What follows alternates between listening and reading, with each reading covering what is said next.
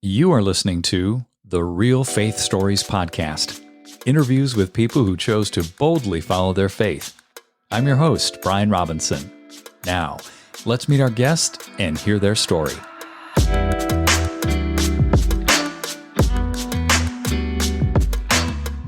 Julie, welcome to Real Faith Stories. So good to have you on the program today. Well, thank you for having me. I appreciate it. I am really fascinated with a statement you made, and that was with respect to a shift that occurred in your life from how to live as a Samuel and moving to living as a Daniel. And we'll dig into that in a minute. If you would please share a bit about your backstory. Sure. Well, I am a PKMK, so preacher's kid, missionary kid.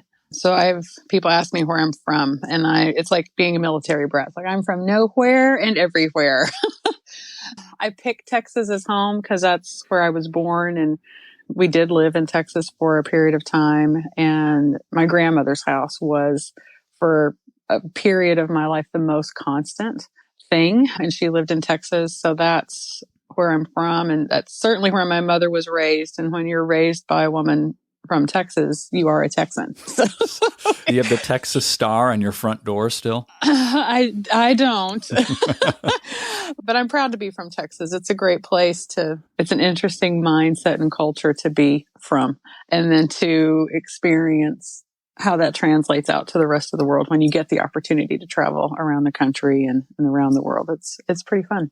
So as a preacher's kid, a missionary kid, tell me what that was like. Here's the thing about being a preacher's kid is you are called whether it was your call or not. It's not just the pastor and his wife who serve, the family serves. For good or for ill, that is the way that it is. And long about the age of 16, critical mass of, you're going to make a choice as a preacher's kid. Are you going to find your own path of faith, or are you going to just say, chuck it and see you later and check out? Yeah, that's very real, isn't it? Right. Because humans are humans, even inside the church. At the time, my parents were serving as the missionaries on staff in Springdale, Arkansas. And the pastor there, Steve Dixon, was preaching a message, and he started talking about Isaac and giving background that I'd never heard up until that age, or if I hadn't remembered. About Isaac actually really was not a small boy. Isaac was very likely, at the very least, around 16. He might have even been a little older, and Abraham was an old man. Isaac chose to get up on that altar. He didn't have to. That was his moment of faith. It's like, okay, this God that my dad believes in, if this is real, right? He was in his own moment. If this is real, then there really is a ram in the bush, and something's coming through for me. And so I get it now. And that story of Isaac, like, that's actually really the preacher's kid, missionary kid story. Because at some point you're either going to kick against the traces around this call that you were conscripted into, right? Or it becomes yours and you choose to make it yours. I think that's the common thread for all of us. When you made that choice, did it happen at 16 to follow the Lord wholeheartedly, Julie, for yourself? So I was actually saved at the age of 6. I remember it very distinctly during a vacation Bible school summer camp kind of experience. I was filled with the Spirit at 7 on the mission field in Ghana, West Africa. I don't know what it's like to not know that the Lord is around and that the Lord is present and working and moving. I think the flip side of that is it's maybe taken me my whole life to progressively and repeatedly say, oh, that's right, yes. I maybe have to make that decision over and over and over and over again, because it's super easy to go my own way.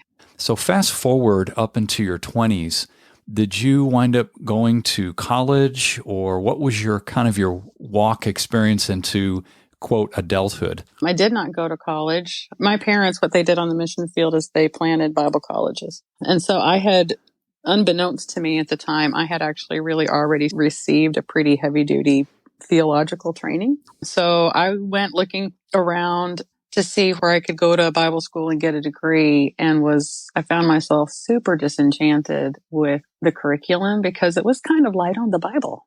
A lot of administrative training and things like that, which are good. Those are all good, but that wasn't really at that stage what I was hungry for. I thought I was going to go on the mission field. I thought that's what I was going to do with my life. And so I wanted a really heavy theology sided kind of education. And when I didn't find that, I was like, well, what am I going to, I was already working full time. I had been since I was like 14 years old.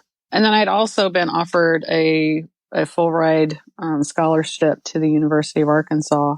But at that point in time, I thought I was going on the mission field. And so a regular college training didn't make a ton of sense to me. It's an interesting thing to me because I'm a Gen Xer. I'm married to a boomer. He's 10 years older than me. Most Gen Xers have boomers for parents, right? But I have Depression era babies for parents. So my parents are the silent generation. So there's a way that I was raised. It's actually really beyond just being a missionary and preacher's kid was a little different because my parents really didn't have that unction. Like once you were 18, it's like, no, you're going to decide for yourself what you're going to do and you're going to live with the consequences. So they didn't actually really provide a lot of guidance in that space. They basically just left it up to 18-year-old little me on what I wanted to do. And so university education didn't make sense to me. And so I didn't do that. And so I was just working and trying to figure out what I was going to do, young and 18. And then this hairy-legged boy came walking into the clinic that I was working at. Oh, that guy. That guy, yeah.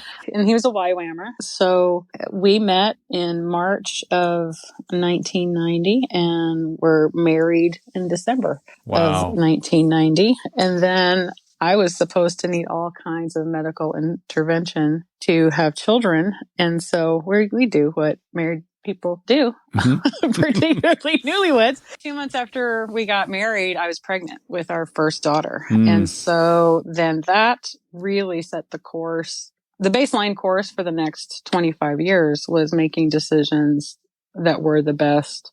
I mean, yes, saying yes to the Lord, but then also still the best for the family, best for kids. Let's shift to this comment you made about knowing how to be a Samuel, meaning a minister raised in a minister's house to minister to God's people, versus becoming a Daniel, which you said is someone who ministers to an evil king in an evil kingdom and did it so well the kingdom prospered. Let's talk about that transition. Please explain that. Sure. Well, like I said, I thought I was going on the mission field. So I thought I was going to stay inside the church ecosystem and serve in the church ecosystem. And even as a missionary, when you're serving cross-culturally, that's still well within the wheelhouse of church business, if that makes sense. Yeah. It's a very specific way that we view the kingdom of God advancing, and which is good and right and proper. Like the spreading of the gospel, it is the command, like go into all the world and preach the gospel. That is what he left us with. But then after our youngest was born, we were just going through some stuff. And I very distinctly had an encounter with the Lord out of Proverbs 31 and then Genesis 1, or the book of Genesis about the curse and how that work became toil. But we're still helpmeets. And so, cause I kind of still had like the universal church thing of the highest call is to be a stay-at-home mom, raising kids, homeschooling, that whole thing, which there are women who are called to do that and they should answer and say yes to whatever Jesus calls them to do. That was not what the Lord called me to do, because out of this encounter in Genesis and Proverbs 31, the Lord very specifically called me to go to work. What happened? What was that experience like when you got this revelation? I think maybe like many of the revelations, when God gives them to you, it's an answer, but then it's not necessarily one that comes with the totality of relief, right? When you're in a pinch point and the Lord comes and says, okay, well, do this. And you're like, oh, you're not just rescuing me. That is so true, Julie. It's like, okay, all right. So, and then like years later, I see now the provision of the Lord in it, because if he hadn't done that then, we wouldn't have the provision today around some things. So I'm so glad I said yes, that he gave me the grace to say yes. And what did you say yes to, Julie? What I said yes to is at that point, I went and got my real estate license. And because it was, again, like I said before, about making decisions that are yes to the Lord, but still support the needs of family and kids. With real estate, you're your own boss mostly. And so you can adjust your schedule around kids' schedules and husband schedules and all of those things. And so I sold real estate and it was great. I actually highly recommend people doing that for a period of time. Being a commission salesperson will teach you all kinds of lessons That's for never sure. learnable any other way. So Yep. that's where I started.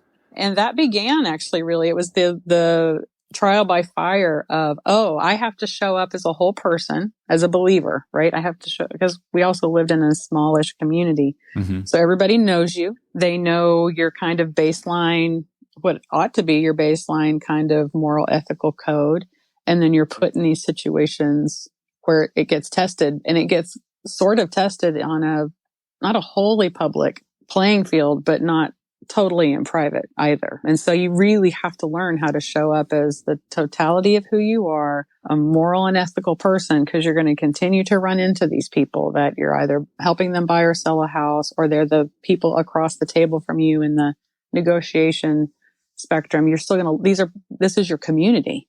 So it was a really, really great way to start learning how to like, oh, this is what this looks like to live this outside of the insulated world of church. It actually has meaning. It has tangible things that get attached to it beyond just talking about it like it's ideas. That sounds like the transition between the Samuel approach to the Daniel approach, right? Where you had to take all of the virtue and connectedness you had with Jesus and just let it be what it was in front of people and show up the way you were in that relationship with him, right? What was it like to have that sense that you were making that transition in your life as you were starting to do real estate? Did you actually see it for what it was right away, that difference between the Samuel versus Daniel approach?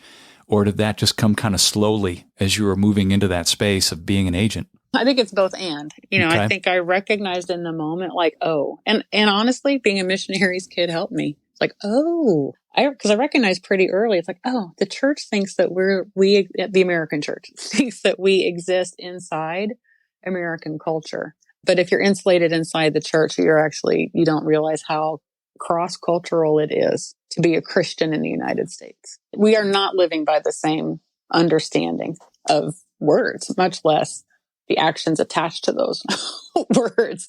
When you take an ethics class, because like with real estate, you do have to do quite a bit of education. And in the ethics class, where they just talk about, like, we would assign very specific virtues to ethics as Christians.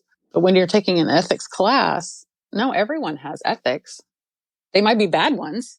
They might be corrupt from a Christian's perspective, but they are their code. Everybody has a code that they're living by. It's just how you're going to show up and apply those codes in this situation, because part of that ethics class that they go through is that there's this, like, realtors have this standard of behavior, part of this code of ethics. This is why codes of ethics exist amongst certain professional organizations, so that we bring everybody's ethics to a plumb line in this process, right?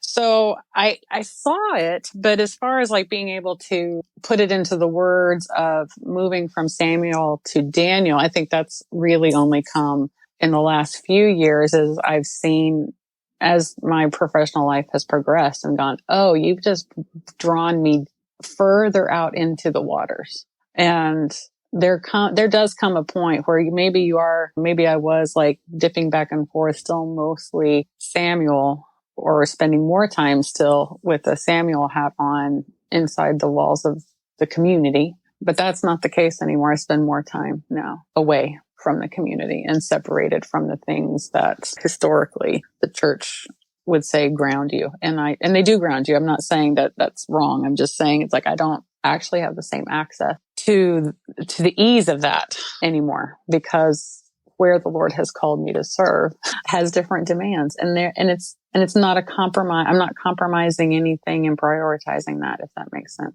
Yeah. So as you now are spending most of your time outside of, I'm going to put this in quotes, the church community, what have you found to be the greatest challenge in that space and the greatest reward? They're actually probably the same thing, because the greatest challenge is actually the development of relationship and then the sustaining of relationship. Because if people, it's the navigating the space of being willing to hang with people while they work out their misperceptions on you. But, you have people who are like, oh, I can't go take out my frustrations around what I think about XYZ. The last few years in America as a Christian, if you're in relationship in the community with non-believing business people, they're going to ask you difficult questions. But the most rewarding side of that, though, is to be able to work those things out and still maintain relationship. That begs the question, what is it you're doing right now? I am the general manager for the Redding Civic Auditorium, which is a public event venue here in Redding, California. And some of your listeners may be very familiar with what I'm talking about, but for those who are not, we host during the school year Bethel School of Supernatural Ministry 4 days a week. And then 3 days a week, the facility is open to do all of the things that venue like this would normally do in any other community. So we host conferences, conventions, banquets, concerts. But the fun dynamic of this particular spot is that Bethel is a mega church in a small community. So it's one thing, like I use this example all the time just because it's far enough away that hopefully I don't know anybody connected to it. but you know, Joel Osteen's church is much larger than Bethel, but I don't know that it reaches 2% of Houston's population in total, right? It probably isn't even that much. In Redding, Bethel is 10% of the Redding population. So there's a big impact in our community around anything and everything that Bethel does. And since the school is in our facility, we get tied into all of those things. And it is a very political position to be in here in the community. It's a very front-facing, forward, holding the line of tension between where church and the rest of the community intersect. I'm grateful you shared that because that gives context to your previous commentary about having to deal with people's perceptions or misperceptions of you if they're not believers in Jesus, right? Exactly. Yeah. Now, you're still involved in real estate. Is that correct? I'm not. So this is another interesting, everybody's probably seen that graph where what we think the path to success looks like with this straight upward line and then what it really looks like. And it's this squiggly mess that you can't untangle. So real estate prepped me for this job because I sold residential real estate. Then I moved into commercial real estate and the broker that I worked for, we managed over 1 million square feet that was mostly occupied by the state of Alaska. So for Alaska, it was like heavy duty leasing. Most other people weren't having to deal with that kind of complexity of lease agreements. And then later on, now being in this position, so I went from real estate eventually into nonprofit management. And so both sets of those skills I get to use in this facility. Oh, I can see it. Which is fun. Absolutely. You've been prepped for this. Congratulations. Thank you. It was Jesus. He did it. He did, didn't he? Yeah. I love that. There's 3 big lessons that you shared that you feel would help others most from this transitional experience. And I'm just going to read these 3 and we'll dig into these. The first is get outside your bubble. Second is show up. And I love this statement. It's so much less about how you show up as it is simply showing up. And then thirdly, relationship is everything. So let's talk about getting outside your bubble. What do you mean by that? Well, even all the way back to that beginning of when I went to work in real estate and started encountering people who were not like me, right? Whatever the difference is. I mean, it could have been socioeconomic, it could have been religious, it could have been anything. There is more commonality as human beings than there is disagreement. There really truly is. And getting outside the bubble actually worked compassion into me, which I will be the first to admit, I'm a hyper mission oriented person, and having lived all over the world and moved a lot and all those things, compassion isn't my first go-to. My first go-to is we have a mission to accomplish and that's what we're doing. And we're going to pay whatever price and do whatever is done and da-da-da-da-da-da. Yeah. Type A. Exactly. But compassion for people, getting outside the bubble, I think the Christian church sometimes is afraid of it because we're afraid we're somehow going to compromise what we believe if we cozy up too close to the sinful world. It has only made me more convinced of the power of the gospel and the need for it. Jesus is the answer. There's nothing else out there that offers what Jesus has done for us. So if nothing else, we need compassion to understand and maybe to even see the work that the Lord is doing outside of our lane. And it's good to have context like, oh, this is how this is. Yeah. This is how that's also serving that part of your strategy. Okay, awesome. He's a 360-degree God, isn't he? He is. Yep. And then the second piece was show up. And you said it's so much less about how you show up as it is simply showing up. What do you mean by that?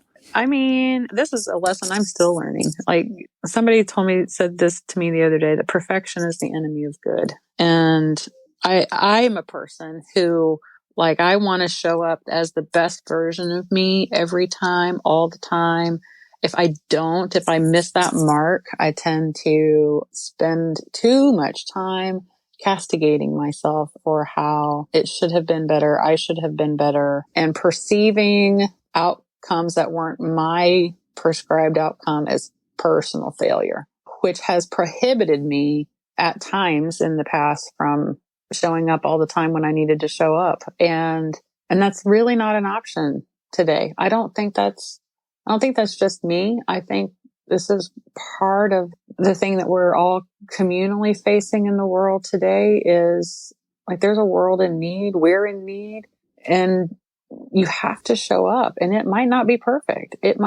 Some days it's going to be only 50% of my best because I'm a person, and it's okay. What's not okay is not showing up. What I love about that is it takes the onus off of us, because in our weakness, he's made strong. He is made strong. And where is the faith if it's up to us all the time? It's just not. Exactly. It's just not. I appreciate the way the Lord will put us and thrust us into situations where we literally can't show up with the strength we think we have. And then he does. And then someone later says, wow, that was an incredible experience. And you're like, you've got to be kidding me. You've got to be kidding me. Or people say like, oh, he never gives you more than you can handle. Oh, yes, he does. Oh, yes. Oh, yes, he does. And that's why he gives it to you. So you will say, help.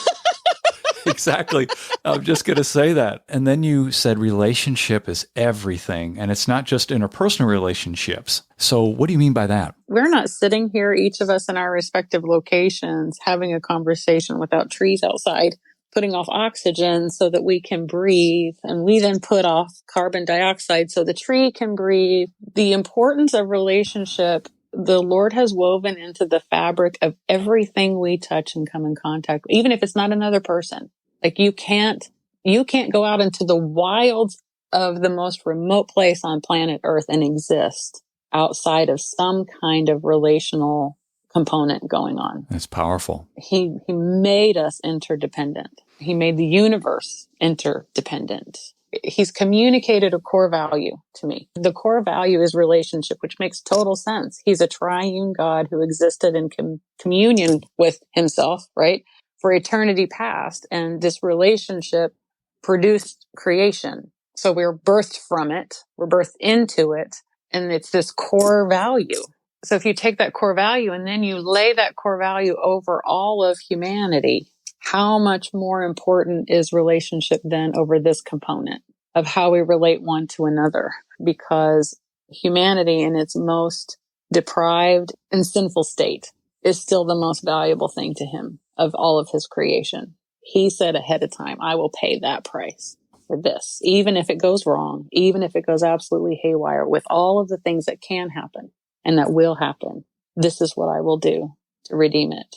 And so it becomes a whole lot easier to show up imperfect and get outside your bubble if you can see all of the things that aren't like you. There's a purpose here. We don't have to agree. We don't have to believe the same things. But if I'm a Christian, I do have to show up, because how can I be the hands and feet of Jesus if I refuse to engage? How will they, it's the whole, how will they hear unless they're sent? Well, we were all sent. That command that was given, go into all the world, wasn't just to a select few. That means when I'm at the grocery store. That means when I'm sitting behind my desk, when I'm in a meeting, when I'm at a city council meeting like I was last night, those aren't things that live in segments outside of going into all the world and preach the gospel. The St. Francis of Assisi, the quote is one of my favorites: preach the gospel always, when necessary, use words. Your desire here for this podcast, when we're finished, is that people would feel empowered and encouraged to love where maybe the church or political culture has told them the only righteous stance is resistance. Mm-hmm. What do you mean by that? I mean, it would be really great if we really sat down and we thought about what it means when the Bible tells us that Jesus was sitting down with prostitutes and tax collectors. I don't think we fully understand in today's lexicon the absolute ridiculous, radical move of love that was. So over the top. It was so over the top. It would be the equivalent today of me going down and sitting in a gay bar. I mean, just straight up, or going into a crack den. It's actually even really hard to put it in terminology today because as a culture, there's not the shame attached to certain things that there was then, particularly in Jerusalem. So it may have been fine within Roman culture, but within Jewish culture, the way that Jesus was choosing to engage was just so offensive to the religious leaders. What you're describing is like scratching the surface. I know you're saying that in terms of how offensive it really was, right? Yeah, I want to belabor this point, but we even when we think about prostitutes, I think as Christians, we're like, oh, these were women, like it's Mary Magdalene or whatever. It's like, let's go back to Roman culture of the time. Roman soldiers of a certain rank traveled everywhere they went with young male prostitutes that were their assigned prostitute. So, and prostitution wasn't necessarily the purview of Jews, right? So these would have been, were there women? Yes. But you're talking, he was sitting down with Gentile prostitutes, which would have run the gamut of men and women. Mm-hmm. Like it is inflammatory what Jesus was doing. It was just flying in the face of what the Pharisees and the Sadducees had prescribed as the way to remain holy in occupied Jerusalem. So going toward that thought, you can only remain righteous if your stance is that of resistance. That's not what you're saying. That's not what I'm saying. I'm saying it's possible to go into the darkest corners. If I have been imputed the righteousness of Christ, I can go into the darkest corners of the earth, the darkest environments in our culture, and the righteousness of Jesus is mine. Like in the Old Testament, if you touch something unclean, you become unclean. In the New Testament, I'm clean, I touch you, you become clean. So we take the gospel with us. We take the results of the righteousness of Christ with us in all of these environments. And we shouldn't be afraid of compromise. If the Lord will lead you, He's done it too many times. It's part of the showing up of, if you just show up and be the authentic version of you, because you're created in his image, he's doing the work, you trust him. It might feel uncomfortable. It might be super vulnerable, but he will, through that exchange, his light is still shining. It reminds me of 1 John 5, verses 4 and 5. For whoever has been born of God overcomes the world. And this is the victory that has overcome the world, our faith. Who is the one who overcomes the world but the one who believes that Jesus is the Son of God? Yes. And we don't believe that. We don't. And we're afraid of the world. And we shouldn't be. We have the answer. We have it. He is the answer. Jesus really is the answer for the world today. That old Andre Crouch song. And if we believed it, right? Yeah. We would do this. We would. We wouldn't be afraid to get outside of our community. Yeah. And to be clear, if you're called, Samuel was called inside the community and he was doing the thing. Like this is another space where even in this, we shouldn't draw lines of division. Right. But we should make room for someone else's walk to look different than ours and to trust that the Holy Spirit working. But again, that's relationship, right? I'm only going to trust if I actually know you. Otherwise, it's super easy to stand here and go like, what are they doing? That looks wrong.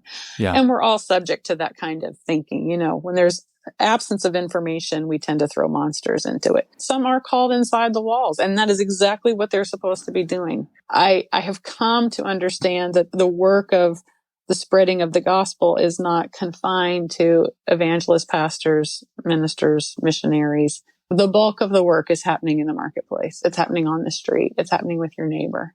Right on. It looks different, but it's the same call, right? And even more now than ever. From one particular perspective, in my opinion, we are strangers in this strange land. And that's okay. Mm-hmm. It really is okay. And there might be some who are called to resist because it's constitutional rights. It's all these things. We have the privilege of a kind of participation in government here that as Christians, we should absolutely be engaged in 1,000%. But we shouldn't be surprised when political solutions don't work. Well, you're just shining the light on other options here. Yeah.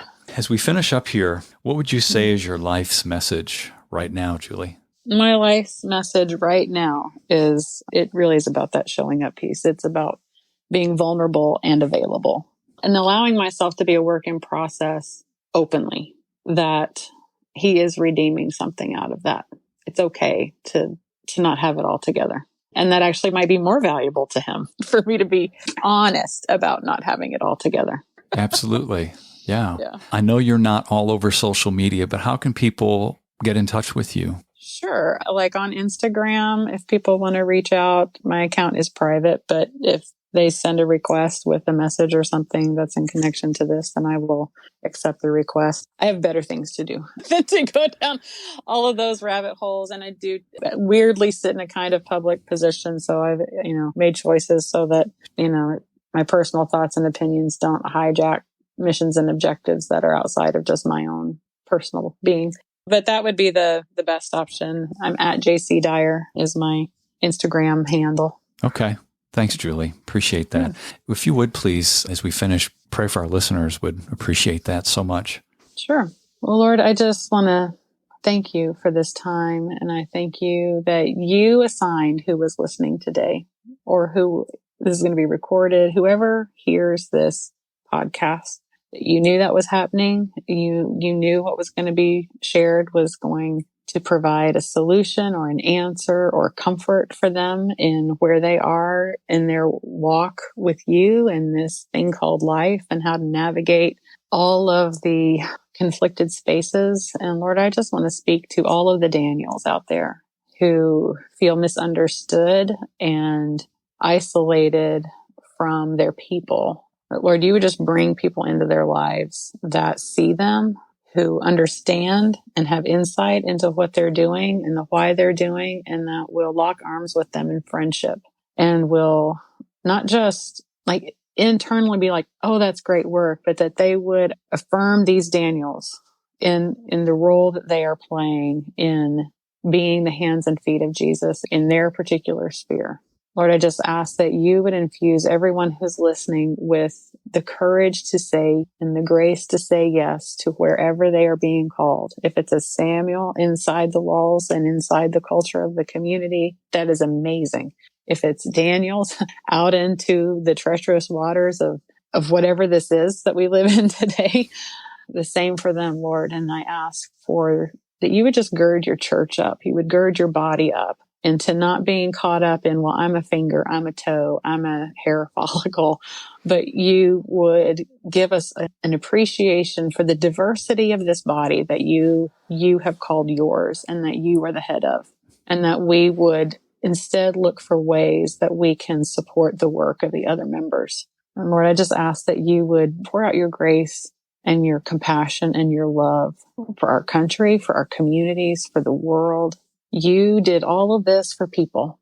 All of this is about people, all of the people. And I just ask that you would help us in our day-to-day lives just to keep that as center, that everyone we come in contact with is your precious, precious creation. And that in this moment, we have the opportunity to shine the light. And I just thank you again for everyone who's listening. I thank you for Brian, and I just ask that you would bless this time. Amen. Thank you, Julie.